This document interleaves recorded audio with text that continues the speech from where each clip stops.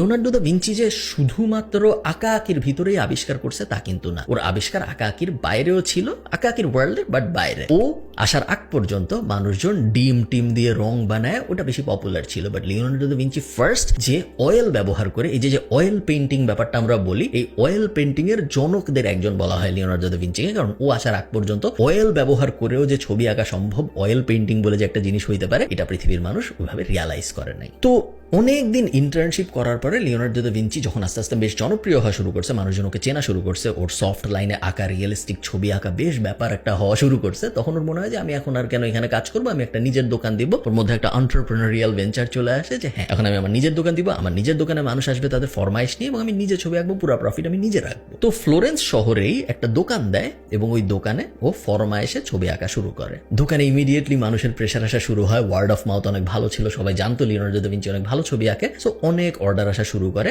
But কিছুদিন পরেই একটা সমস্যা দেখা দেয়। দেখা যায় লিওনার্দো দা ভিঞ্চি সপ্তাহে একটা ছবিও ডেলিভারি দিতে পারতেছে না। ওর অর্ডার কিউতে পড়ে আছে 20টা, 30টা, 40টা, 50টা। মানুষজনকে পাগলের মতো প্রত্যেকদিন বলতেছে যে আমার ছবি কবে দিবা, 2 মাস আগে টাকা দিছে এখনো ছবি দাও নাই কেন। বাট লিওনার্দো দা ভিঞ্চি তুলি হাতে নিলেই ওর ছবি আঁকতে পারতেছে না। ও ক্লিনিক্যাল ডিপ্রেশনে চলে যায়। ওই সময় তো ডিপ্রেশন ব্যাপারটা এত পপুলার হয় নাই আজকের দিনের মতো, বাট আজকের দিনের বিজ্ঞানীরা মনে করে যে ওই সময় লিওনার্দো দা ভিঞ্চি ক্লিনিক্যাল ডিপ্রেশনে চলে যায়, কারণ ওর রাইটার্স ব্লকের মতো আর্টিস্ট ব্লক বলে একটা ব্যাপার হয়, যেখানে তুলি ধরলেই ওর মধ্যে ইমাজিনেশন কোনো কাজ করতো না। লিওনার্দো দা ভিঞ্চি অনেক বেশি সুইসাইডালও হয়ে যায় এই সময়ে, এবং ও যেহেতু অনেক জার্নাল লিখতো, ঠিক এই টাইমটার মধ্যে ওর জার্নালে খুব ভয়ঙ্কর একটা কথা লেখে, যেই কোডটা হলো tell me if anything was ever done, tell me while I thought that I was learning how to live, I have been learning how to die. খুবই ভয়ঙ্কর একটা লাইন, এবং আজকের দিনে আমরা বুঝতে পারতেছি এই লাইন এবং এর আগে পরের জার্নাল এন্ট্রি পড়ে যে লিওনার্দো দা ভিঞ্চির ওই সময় মনে হয়েছিল যে আমি যেহেতু ছবি আঁকতে পারতেছি না, আমার মনে হয় মরে যাওয়াই উচিত। তো